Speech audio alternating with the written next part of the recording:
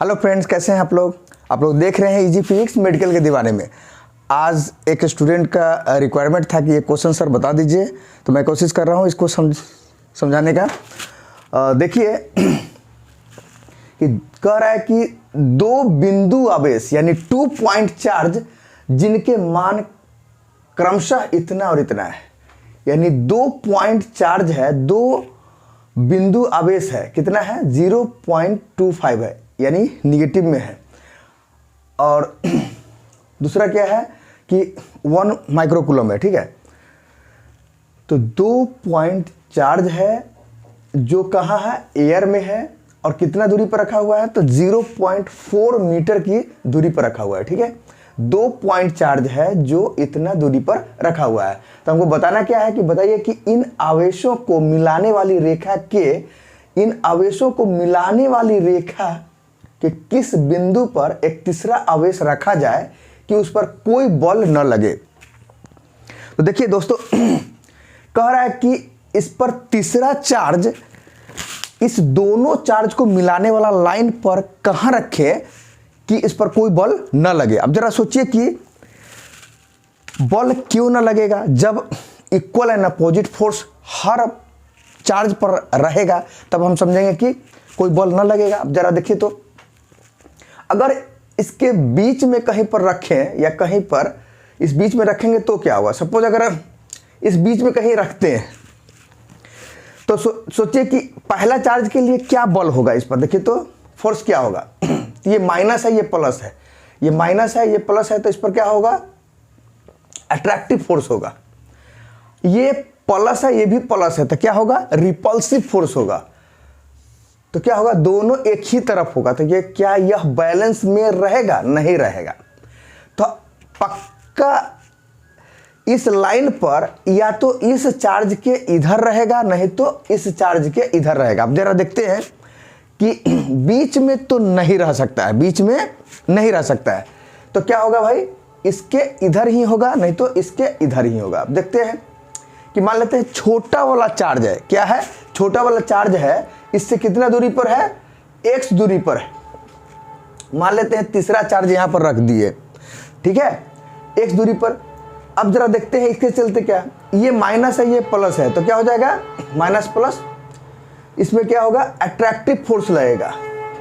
ये प्लस है, ये भी प्लस है, तो इसमें क्या होगा, रिपल्सिव फोर्स लगेगा। इसके चलते मान लेते हैं कि F1 फोर्स लग रहा होगा, इसके चलते F2 फोर्स लग रहा होगा, ठीक है। अब इस पर देखते हैं ये क्या है। अब लग रहा है कि यहां पर बैलेंस हो सकता है।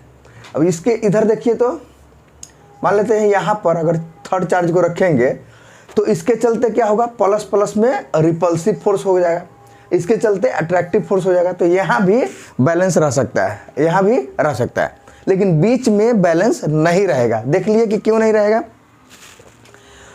अब इसको कैलकुलेट कर सकते हैं। अब देखिए कि पहला चार्ज से, छोटा वाला चार्ज से x दूरी पर है, तो इसके चलते ये प्लस है, माइनस है, अट्रैक्टिव फोर्स लगेगा। तो क्या हो जाएगा, फोर्स बराबर कूलम्ब्स लॉ के अनुसार जानते हैं, फोर्स बराबर क्या होता है, K Q1 इंटू Q2। तो Q1 मान लेते हैं ये कैपिटल Q, Q2 मान लेते हैं 0.25 माइक्रोकूलम। माइक्रोकूलम को आप चेंज कर भी सकते हैं, 10 के पावर -6, ऐसे तो कैंसिल हो जाएगा। तो Q1 Q2 बटा में R स्क्वायर, R कितना है दोनों चार्ज के बीच, इसके बीच में क्या है, x मान लिए हैं, तो x हो जाएगा, x का स्क्वायर हो जाएगा।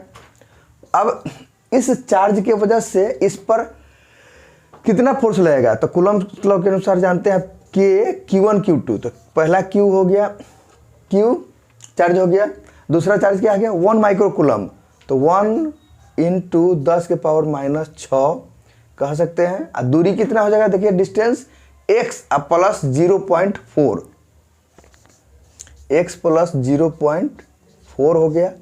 अब इसका क्या कर देंगे, स्क्वायर कर देंगे, कैंसिल करने वाला है उसको कैंसिल कर दीजिए, ठीक है। अब आप इसको उधर ले जा सकते हैं, तो लिख सकते हैं आप x स्क्वायर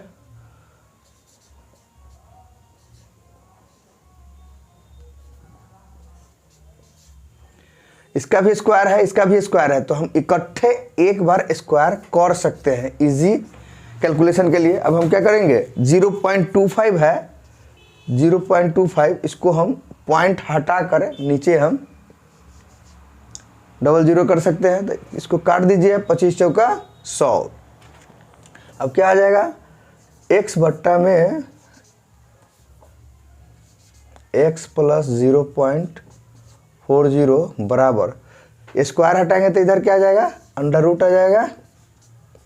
इसको आप लिख सकते हैं इतना। अब क्रॉस मल्टीप्लिकेशन कर दीजिए, तो क्या हो जाएगा, 2x बराबर x प्लस 0.40, तो 2 में से 1 गया तो क्या हो जाएगा, x बराबर क्या लिख सकते हैं, x बराबर 0.40 लिख सकते हैं, इतना मीटर। ठीक है, सो देख लीजिए, इसमें हम ये समझाना चाह रहे थे कि रिजल्टेंट फोर्स 0 होगा, कहाँ पर रखेंगे, बीच में रखेंगे तो क्या कंडीशन होगा, अगर छोटा वाला चार्ज से कितना दूरी पर रखेंगे तो क्या होगा, बड़ा वाला चार्ज से कितना दूरी पर, आप निकाल सकते हैं। ठीक है, सो क्वेश्चन बने अथवा ना बने, लेकिन कोशिश करिए कि क्वेश्चन अपना मन में क्वेश्चन एराइज करते रहिए कि क्यों होगा, क्यों यहीं नहीं होगा, क्यों यहाँ होगा। ठीक है, ठीक है, इस तरह से आप क्वेश्चन एराइज कीजिए और कोशिश कीजिए उसका सॉल्यूशन ढूंढने का। सो बने रहिए हमारे साथ इजी फिजिक्स मेडिकल के दीवाने में, और ज़्यादा से ज़्यादा क्वेश्चन प्रैक्टिस करते रहिए, तभी आपका कंसेप्ट क्लियर होगा। ठीक है, थैंक यू।